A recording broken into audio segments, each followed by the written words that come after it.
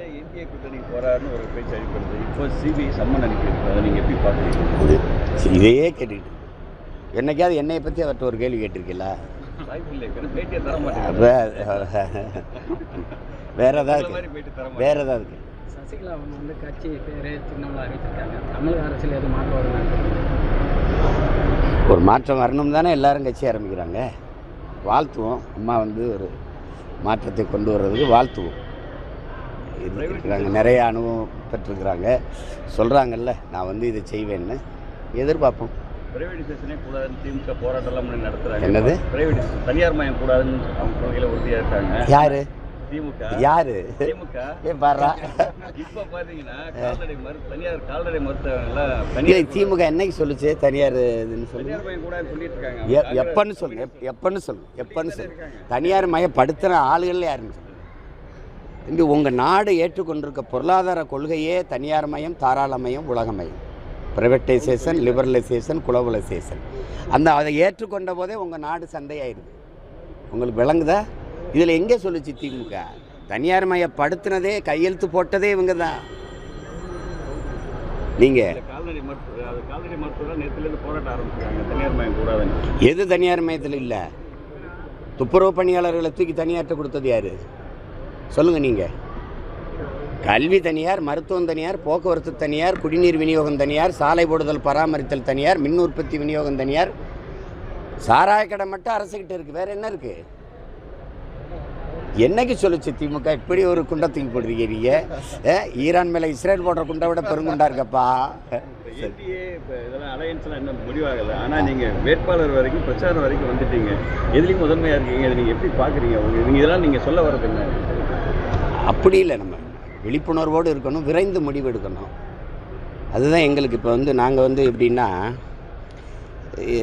எளிய பிள்ளைகள், எங்களுக்கு வந்து பெரிய பொருளாதார பின்புலமோ பெரிய ஏதோ இல்லை. அப்படிங்கும்போது நாங்கள் முன்கூட்டியே ஓடத் தொடங்கணும். புரியுதா உங்களுக்கு? முன்கூட்டியே ஓடத் தொடங்கணும். அவங்க தொலைக்காட்சியில், செய்தித்தாள்களில் முழு பக்கம் விளம்பரம் கொடுத்துக்குருவாங்க. எங்களுக்கு அதுக்கெல்லாம் வசதி இல்லை. அப்படிங்கும்போது நாங்கள் 10 வீடை சந்திக்கிறது 100 வீடை சந்திக்கணும். ஒருத்தரையும் 2-3 முறை சந்திக்கும் போது எங்கள் மேலே வந்து இந்த பிள்ளைங்க ரொம்ப பாவம், ரொம்ப நாளாக அலைகிறாங்க, ஏதாவது ஒரு ஓட்டை போடுவோம், ஒரு வாக்கை செலுத்துவோம், ஏதோ சொல்கிறாங்கங்கிற ஒரு கவனம் பெறணும். அதனால் நாங்கள் முன்கூட்டியே அது தயாராகிறோம். இது என்னென்ன கொள்கைகள் தெளிவு, குழப்பமில்லாத முடிவு. உங்களுக்கு புரியுதுன்னு நினைக்கிறேன். மாறுதல்னா உண்மையிலே மாறுதல், மாற்றம்னா உண்மையிலே மாற்றம். அதுக்காக போராடுறது. அதனால் கொஞ்சம் முன்கூட்டியே தயாராகி செய்கிறோம். ஒவ்வொரு தமிழர் நலனுக்காக போராடிட்டு இருக்கீங்க. ஆனால் அந்த போராட்டம்லாம் மக்களை போய் சென்றடையுதா? அதோட பலன் சென்று அடையுதானா?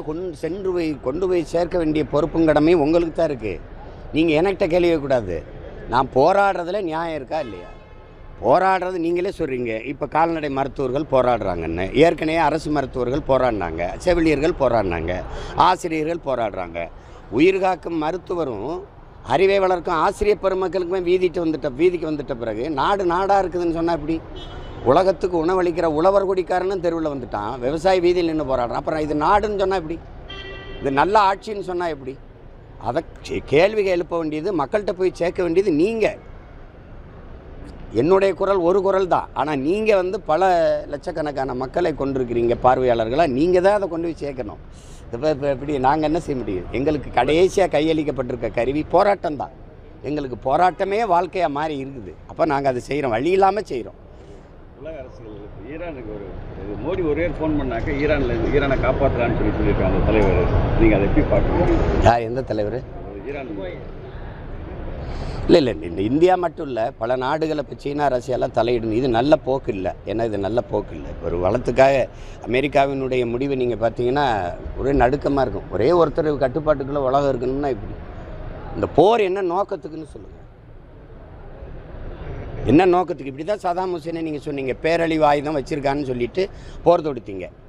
ஐநா மன்றம் பேசி தீர்த்துக்கலாம், அப்படி இல்லை விசாரிப்போம்னு சொல்லும்போது அவசரமாக போரை தொடுத்து இது பண்ணீங்க.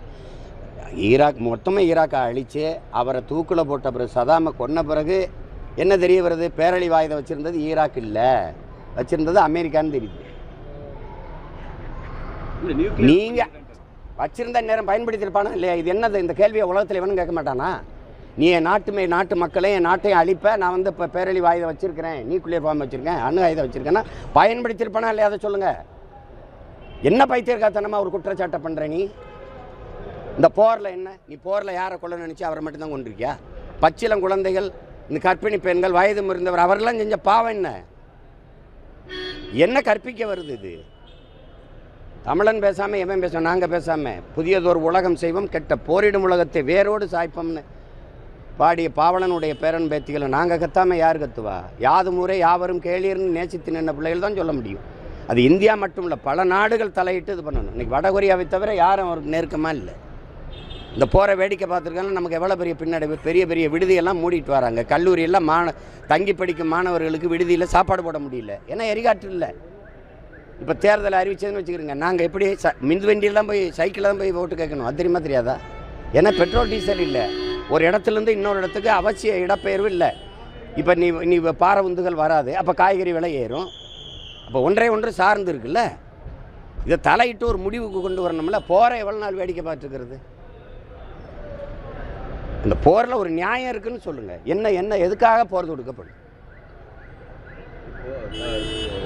ஆசிரியர்கள் ஒவ்வொரு பக்கம் போராட்டம் நடந்துகிட்டே இருக்கு. தன் பங்குக்கு இது திமுகவும் நாளைக்கு போராட்டத்தில் ஈடுபடுது, மத்திய அரசை கண்டித்து. அதை நீங்கள் எப்படி பார்க்குறீங்க? சிரிக்கிறல்ல, அதான் பதில். வேற என்ன சிரிக்கிறீங்க? சிரிச்சுட்டு போகல. சிரிச்சு கூட்டணிக்கு விஜய் வந்தா தாவேக்கா இது உங்களோட நாம் தமிழர் கட்சியோட வெற்றி எதுவும் பாதிப்பு அடையுமா? என்னமோ பெரும் வெள்ளச்சேதம் பாதிப்புங்கிற மாதிரியே பேசிக்கிறீங்க. இதுக்கெல்லாம் நீங்கள் என்னுடைய வாக்காளர்கள் யாருன்னு தெரிஞ்சுக்கிட்டு நீங்கள் பேசுகிறீங்க. இதெல்லாம் என்னுடைய வாக்காளர்கள் தன் மொழி, தன் இனம், தன் நாடு, தன் மக்கள் நலன், நிலம், வளம், காடு, மலை இதெல்லாம் நேசிக்கிறவன், பாதுகாக்கணும்னு நினைக்கிறவன். நீங்கள் கேட்டீங்கல்ல, இவ்வளோ கற்பழிப்பு நடக்குதே, இப்படி கொலை நடக்குதே, இப்படி அநியாயம் நடக்குதே, இதெல்லாம் தடுக்கணும்னு நினைக்கிறவன். நீங்கள் நல்லா கொஞ்சுங்க. இந்த நாடும் மக்களும் நீங்கள் சொல்கிறீங்க இப்போ போராடுறாங்க. இத்தனை பிரச்சனைகளையும் என் மக்களுக்கு தந்தவர்கள் இவர்கள். இதையெல்லாம் தடுக்கணும்னு வந்தவர்கள் நாங்கள். 2 பேருக்கு தான் சண்டை. இதில் அவர் வருவார் பாதிக்குது, இவர் வருவார் பாதிப்புனா நாங்கள் முன்வைக்கிற அரசியல் மக்களுக்கு தேவைப்படுதா இல்லையா, அதுதான் இங்கே முக்கியம். அப்புறம் அதுக்கு போயிட்டு அவர் வந்தால் பாதிக்குமா, இவர் போனால் பாதிக்குமா?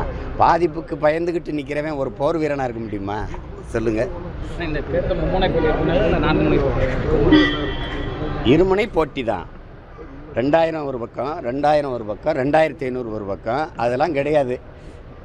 படிக்க கல்வி, பார்க்க நல்ல மருத்துவம், குடிக்க நல்ல தண்ணீர், பயணிக்க நல்ல பாதை, படித்ததுக்கு ஏற்ப வேலை, அதுக்கு ஏற்ப சம்பளம், அதை கொண்டு வாழ்கிற பெருமை மிக்க கனவு. இது எங்களுடைய நிலைப்பாடு. அதை தான் எங்கள் மக்களுக்கு சொல்லுவோம். உனக்கு நல்ல படிப்பை தாரேன், அதுக்கேற்ப வேலை தாரேன். 2000 கம்மியாக சொல்கிறீங்க சார். 5000 இல்லை, குடும்பத் தலைவிக்கு 2000, குடும்பத் தலைவிக்கு 2000, 5000. அதை நான் கூட மொத்தம் ஒரு 50,000 கொடுக்கலாமான்னு நினச்சிக்கிட்டு இருக்கேன் மாதம். ஏதாவது சொல்லிவிட்டு போகிறதாரு. வாழ்த்துக்கள். உங்களுக்கு ஏதாவது வேணா சொல்லுங்கள், அறிவிப்போம்.